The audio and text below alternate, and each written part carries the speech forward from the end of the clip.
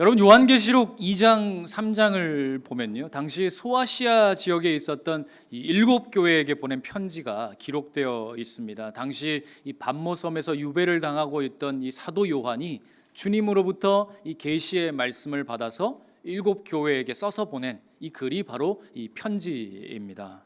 그런데 여러분, 우리가 여기서 한 가지 생각해 볼 것은요, 사도 요한이 이 소아시아 지역에 있던 일곱 교회에게 편지를 보냈다라고 해서 혹시 그 시절에 그때 그 동네에 이 교회가 일곱 개밖에 없었나, 우리가 이렇게 생각해서는 안 됩니다.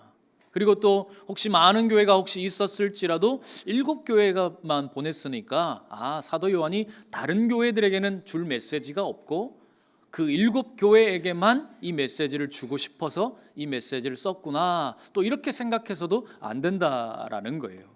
여러분 아시는 것처럼 성경에서 이 일곱이라는 숫자는요, 완전수입니다. 여러분, 하나님께서 천지를 며칠 만에 창조하셨습니까?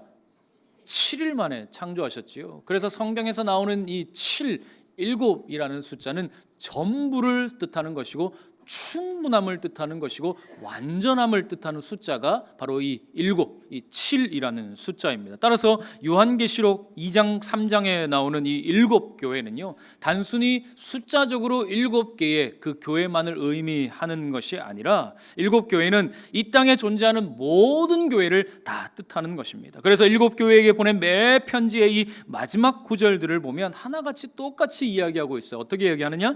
귀 있는 자는 성령이 교회들에게 하시는 말씀을 들을지어다 라고 하면서 이 말씀 가운데서 교회를 단수로 표현하지 아니하고 교회들이라고 하면서 복수로 표현하고 있어요. 분명히 이 메시지는 에베소 교회, 서머나 교회, 버가모 교회 한 교회에게 주시는 메시지임에도 불구하고, 그런데 이 마지막에서는 주님께서 교회들이라고 분명히 표현하고 있는 것입니다. 그러므로 여러분, 이것은 한 교회만을 위한 메시지가 아니라 모든 교회를 위한 메시지임을 우리는 생각하게 되는 것이죠.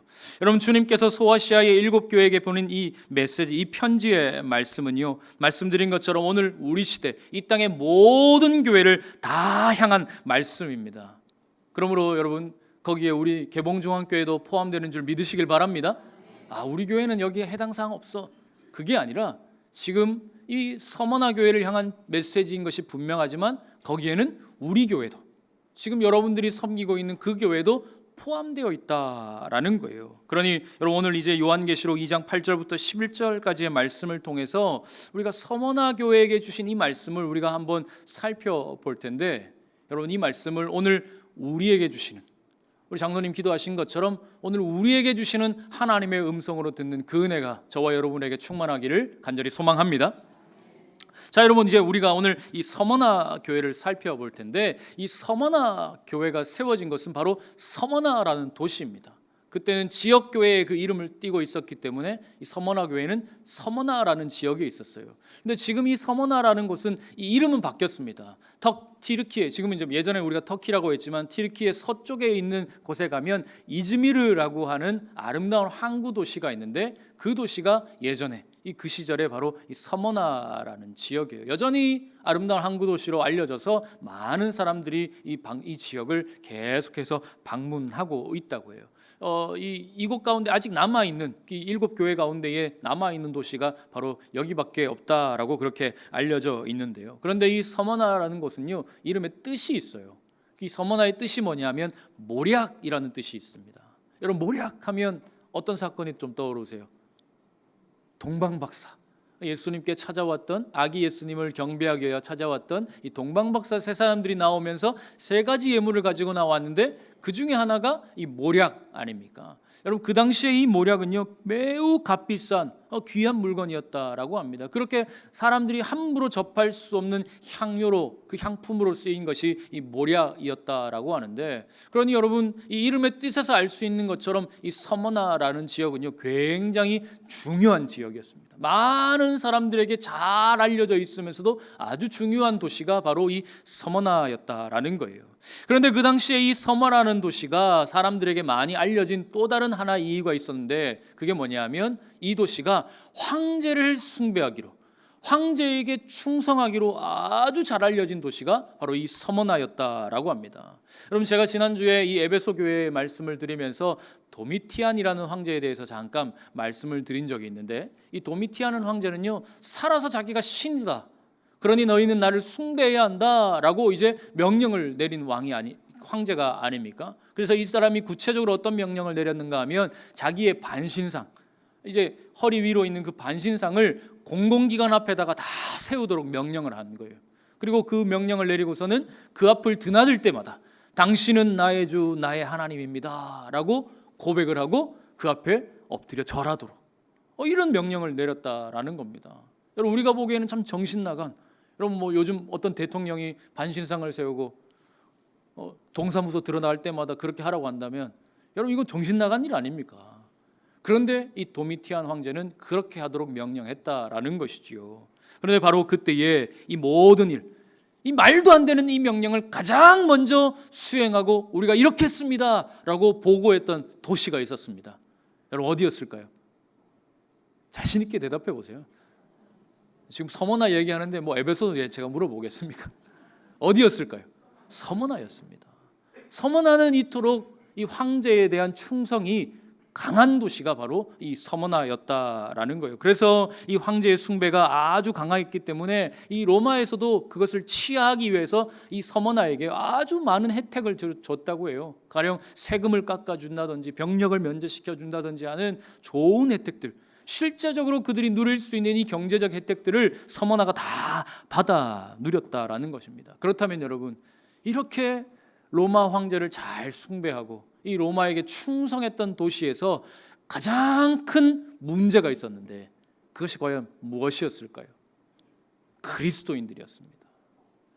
여러분, 이 그리스도인들은 평상시에는 로마 시민으로서 충성하는 시민으로 잘 살았지만, 이상하리만큼 이 황제 숭배에 있어서만큼은 절대로 타협하지 않는 사람들이 바로 이 그리스도인들이었다라는 거예요. 여러분, 그런데 만일 이런 소식이 충성하고 있는 이 서머나에서, 그런 소식이 로마 본국으로 그런 자들이 서머나에 존재한다라는 것이 알려진다면, 여러분 어떻게 됐을까요?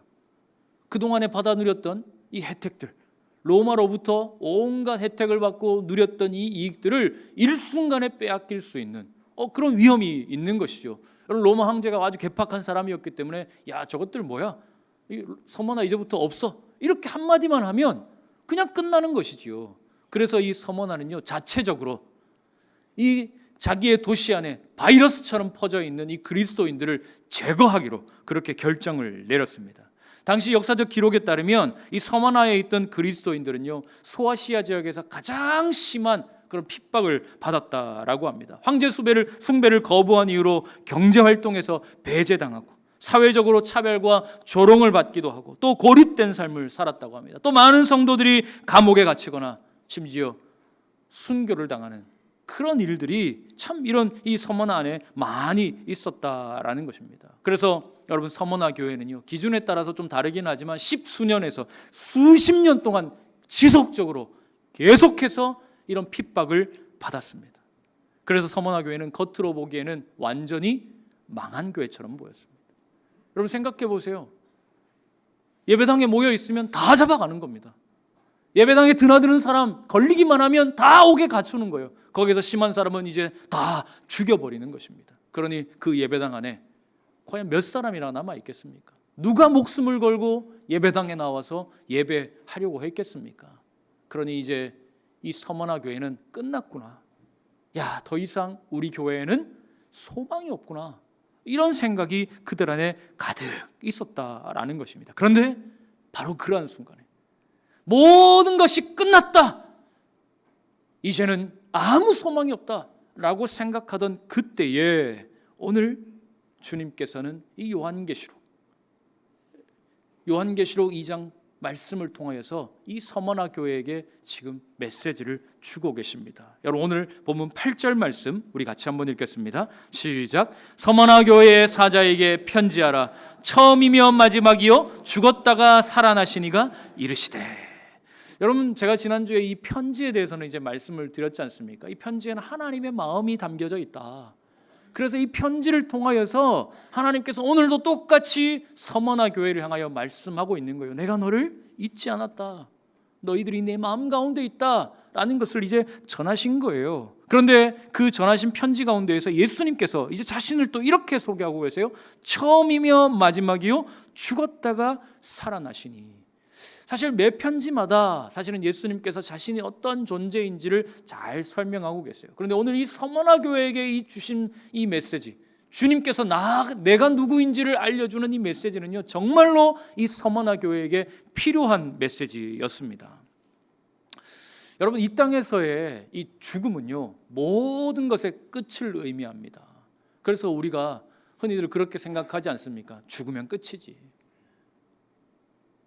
절망이 가득한 순간에 여러분, 우리가 어떤 결정을 내려요? 죽으면 끝나니까, 확 죽어버릴까? 이런 생각들을 여러분 사람들이 하게 되지 않습니까? 정말로 죽으면 끝이다라고 생각하는 것이지요. 여러분, 이것이 인간적인 관점으로 바라보는 예수님의 죽음에 대한 이해입니다. 그래서 그 당시에 예수님께서 십자가에 죽으셨을 때 사람들은요, 끝났다라고 생각했어요. 예수님은 아무것도 이루지 못한 채 허망하게 그냥 그렇게 죽어버리고 말았다, 그렇게 생각한 거예요. 그래서 원수들은 어떻게 생각했습니까? 저 예수가 십자가에 죽었으니 우리의 승리다, 우리가 이겼다, 그러니 기뻐하자, 이렇게 생각을 했었던 것이죠. 그러나 여러분, 예수님의 죽음이 끝이었습니까? 그렇지 않습니다. 예수님은 그들의 생각처럼 죽음으로 끝나지 않았습니다. 오히려 다시 살아나셨습니다. 할렐루야. 원수들이 생각한 것처럼 십자가의 죽음은요, 모든 것의 끝이 아니라 오히려 새로운 소망의 시작이 되었습니다. 아멘. 여러분, 주님의 죽음은 끝이 아니었어요. 그렇습니다. 여러분, 오늘 주님께서 이 서머나 교회를 향하여 내가 처음이며 마지막이요 죽었다가 살아났다라고 소개하신 이유가 바로 여기에 있습니다. 너희들 끝났다고 생각하지? 지금 상황을 보면 원수들이 이겼다라고 생각하고 있지? 아무것도 이루지 못한 채 우리는 그냥 이대로 끝나고 마는구나, 사라지고 마는구나, 그렇게 생각하고 있지? 너희들의 지금 처한 상황과 형편이 너무나도 어렵고 고통스럽지만 거기에 매몰되지 말아라. 이제 다시 살아난 나를 보아라. 주님께서 지금 그것을 이야기하고 계신 것입니다. 죽음으로 끝난 예수가 아니라 다시 사신 예수 그리스도를 바라보기를 주님께서 명령하시면서 오늘 이 서머나 교회를 향하여 처음이며 마지막이요 죽었다가 살아나신 이로 우리 주님께서는 교회를 향하여 자신을 소개하고 있는 것입니다. 할렐루야. 사랑하는 성도 여러분, 오늘 우리 주님께서 우리에게도 동일하게 말씀하시는 줄 믿으시길 바랍니다.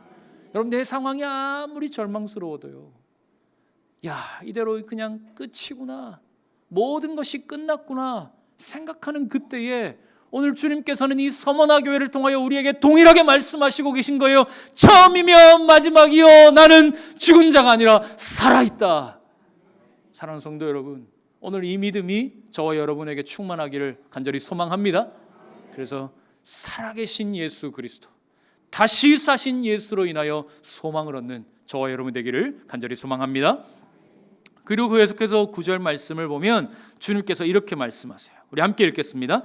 내가 내 환난과 궁핍을 알거니와 실상은 내가 부요한 자니라. 자칭 유대인이라 하는 자들의 비방도 알거니와 실상은 유대인이 아니요 사탄의 회당이라. 여러분, 9절 전반부를 보면 당시에 이 서머나 교회가 얼마나 어렵고 힘들었는지를 알 수 있는 이 단어들이 나오는데 바로 환난과 궁핍이라는 단어입니다.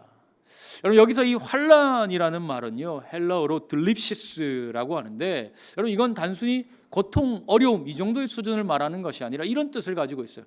큰 돌에 짓눌려서 찌그러지다, 이런 뜻을 가지고 있어요. 그러니 여러분 한번 상상해 보십시오. 지금 내 가슴 위에 엄청나게 큰 돌이 나를 누르고 있어요.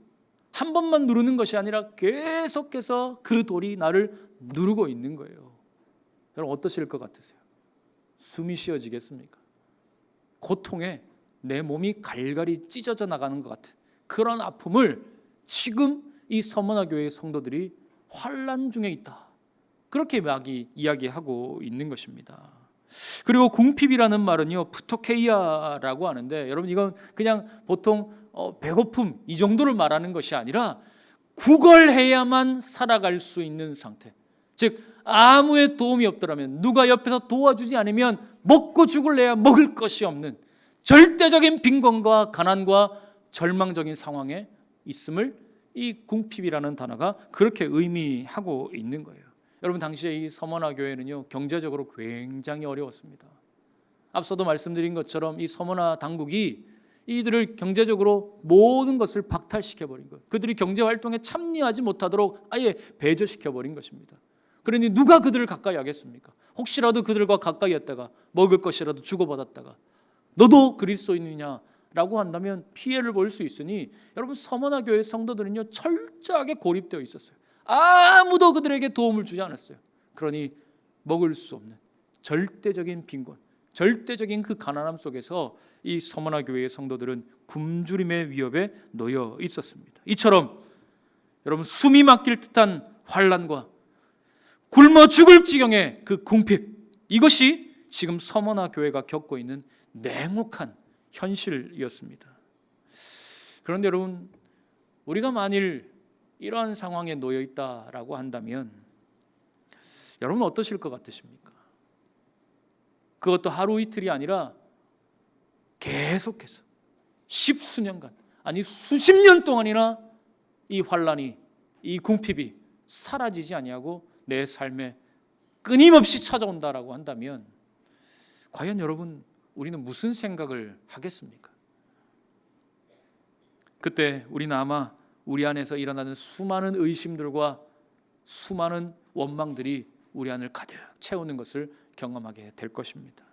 우리의 믿음을 그 의심과 원망들이 흔들어 놓는 것이죠. 도대체 내가 무슨 죄를 지었길래 내가 이 고난을 겪어야 하나?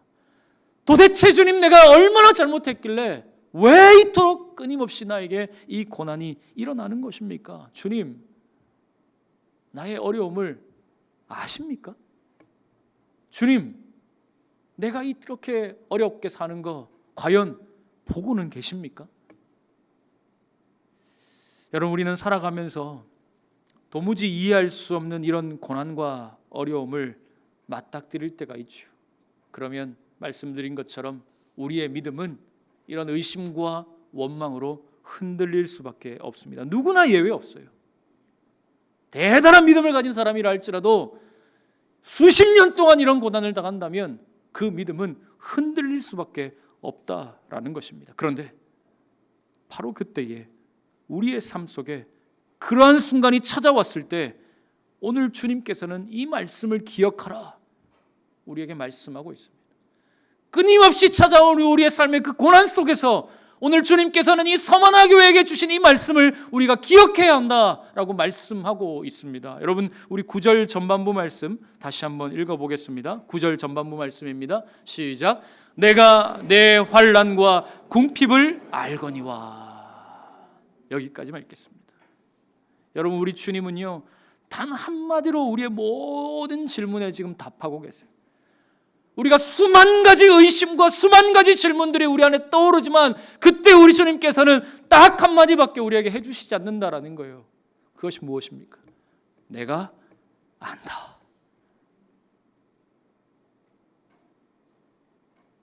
내가 너의 환난을 알고 있고, 내가 너의 궁핍을 알고 있고, 내가 너의 고난을 알고 있으며, 내가 너의 눈물을 알고 있다. 오늘 우리 주님께서 이렇게 말씀하십니다. 사랑하는 성도 여러분, 오늘 이 주님의 말씀을 귀 기울여 들으실 수 있기를 바랍니다. 우리 주님이 지금 우리에게 찾아오셔서 이렇게 말씀하세요. 내가 안다. 여러분, 우리 같이 한번 고백해 보겠습니다. 내가 안다. 여러분, 그것이 주님의 여러분들을 향한 마음입니다. 여러분, 히브리서 4장 15절 말씀을 보면 마찬가지로 우리에게 이 사실을 우리에게 확인시켜 주고 있어요. 우리 같이 한번 읽어보겠습니다. 시작. 우리에게 있는 대제사장은 우리의 연약함을 동정하지 못하실 이가 아니요 모든 일에 우리와 똑같이 시험을 받으신 이로되 죄는 없으시니라. 여러분, 무슨 말씀이에요? 우리 주님께서는요, 우리의 고통을 아실 뿐만 아니라 직접 그 고통을 다 겪으셨다라고 말씀하고 있습니다. 여러분, 우리 주님은요, 우리와 똑같이 배척을 당하셨어요. 우리 주님은 우리와 똑같이 굶주리셨습니다. 우리 주님께서 우리와 똑같이 배반을 당하셨습니다. 아니, 우리 주님께서 우리보다 심지어 더 심하게 십자가에서 고난을 받으시고 십자가에서 죽음을 당하셨습니다. 그런데 여러분, 생각해 보면요, 우리 주님은 굳이 그러실 필요가 없는 분이세요. 왜냐하면 우리 주님은 전능하신 하나님이시기 때문에 굳이 우리의 고통을 겪으실 필요가 없어요. 그냥 너 힘들지? 내가 그거 다 해결해 줄게. 너 오늘부터 해결될지어다. 너 오늘 평안할지어다. 말씀 한마디만 하시면, 여러분, 우리 주님 능히 그거 해결하실 수 있는 분이시지 않습니까? 여러분, 믿으십니까? 우리 주님께는 불가능이 없는 분이기 때문에 그래요. 그런데 여러분, 왜? 그런 분이시, 말씀 한마디면 다 해결하실 수 있는 분이 왜, 도대체 왜 그렇게까지 이 땅에 찾아오셔서 우리의 고통을 몸소 체험하셨을까요? 여러분, 그것은 오직 우리를 위해서입니다. 우리와 같은 자리에서 우리의 아픔을 이해하시고 우리의 고통을 자신의 것으로 삼으시기 위하여, 우리를 구원하시기 위하여 이 땅 가운데 오셔서 직접 그 고통에 참여하셨다라는 것입니다.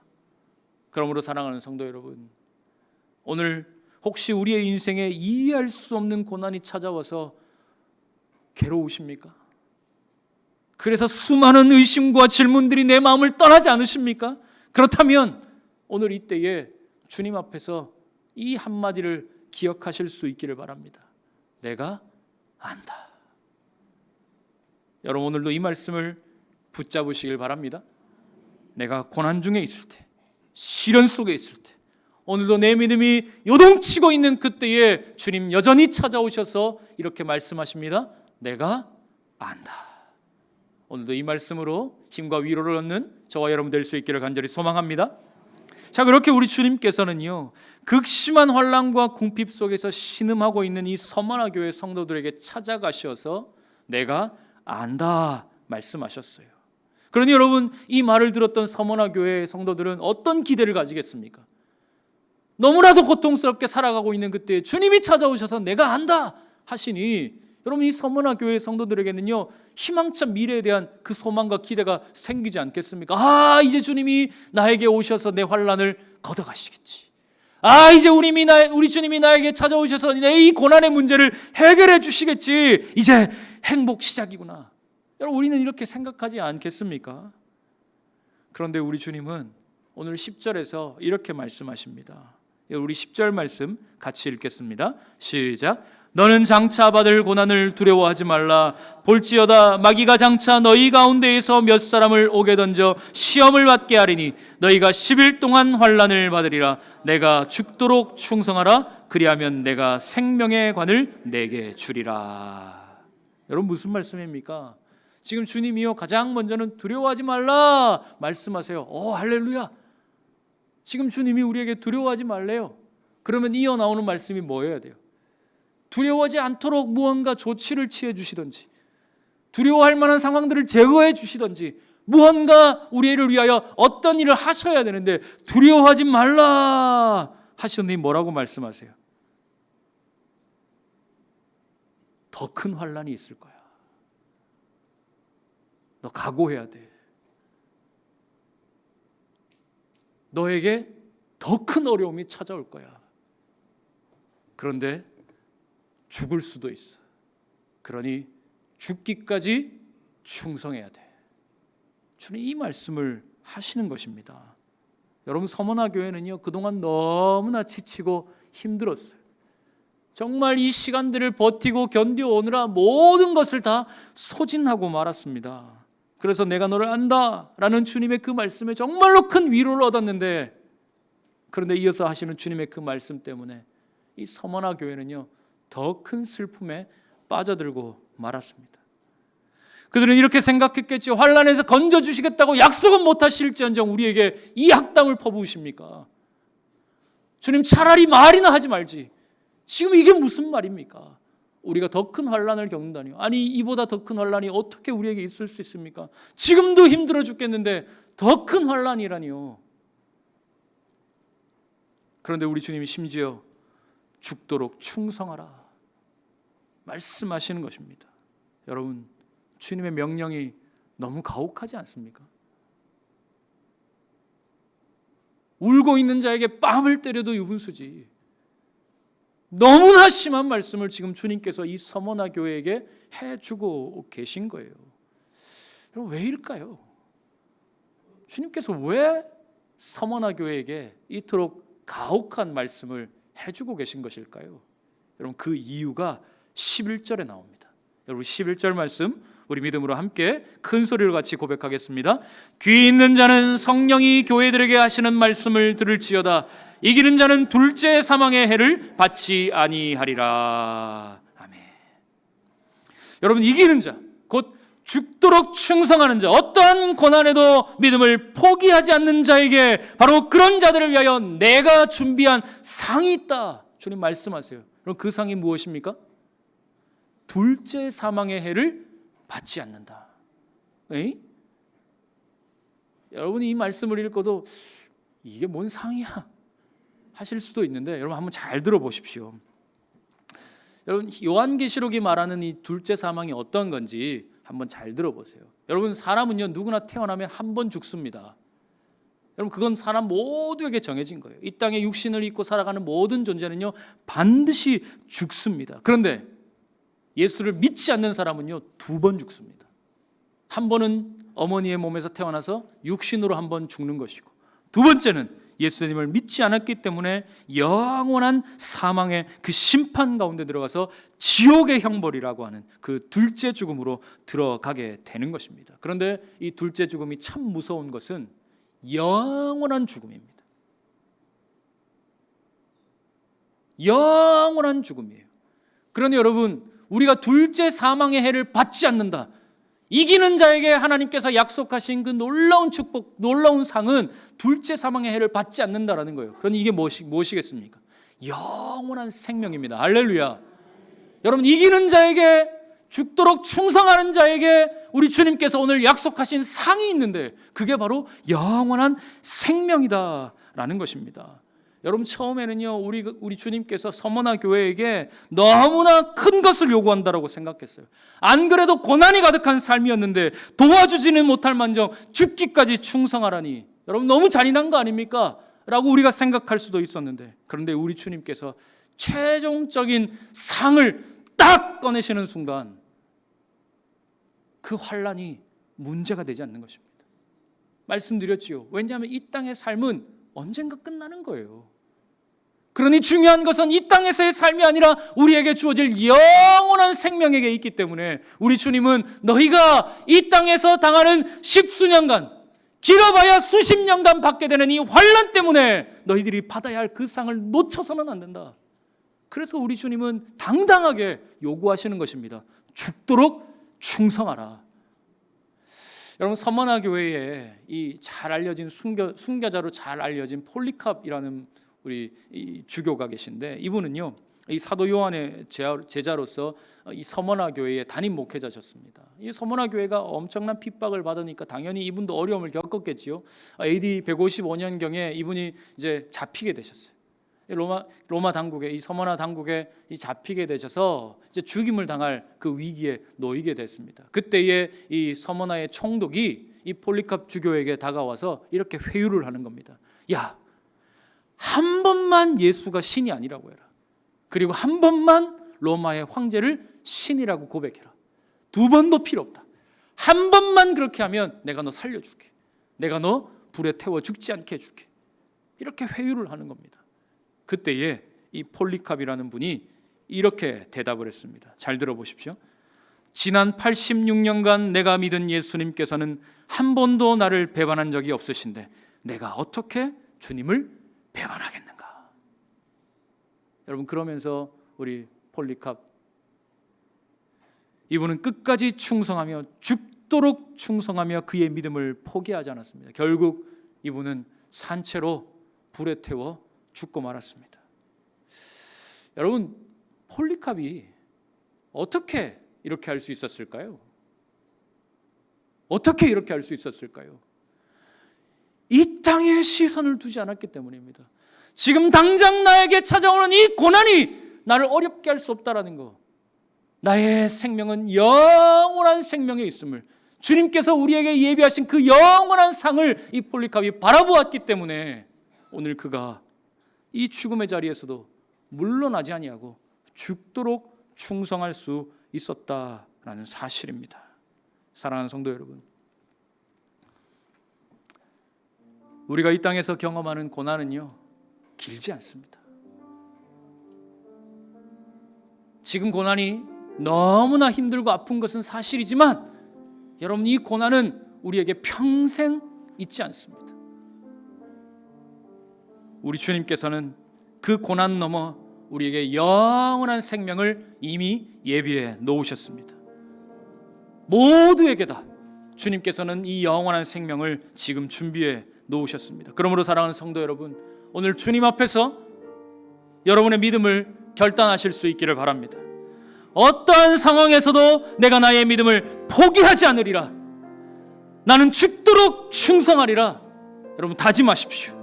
그래서 주님이 예비한 영원한 생명을 내 것으로 삼으시는 저와 여러분 될 수 있기를 간절히 소망합니다. 여러분, 오늘 우리가 걸어가는 이 믿음의 길이요, 결코 쉽지 않습니다. 우리 주님도 너무나 잘 알고 계세요. 우리가 죽도록 충성하기에는 내 삶에 다가온 이 고난이 너무나 크다라는 거 주님이 알고 계세요. 그래서 우리 주님이 지금 이곳 가운데 찾아오셔서 우리와 함께 하십니다. 할렐루야.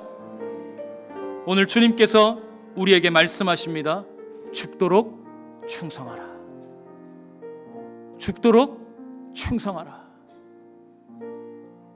여러분, 끝까지 이 믿음을 지키는 자에게 우리 주님께서 예비하신 그 영원한 생명의 상을 다 받아 누리는 저와 여러분 될 수 있기를 간절히 소망합니다. 여러분, 우리가 이 믿음을 가지고 우리가 함께 찬양했으면 좋겠습니다. 주님 다시 오실 때까지라는 찬양인데, 우리 가사를 묵상하며 함께 찬양합니다.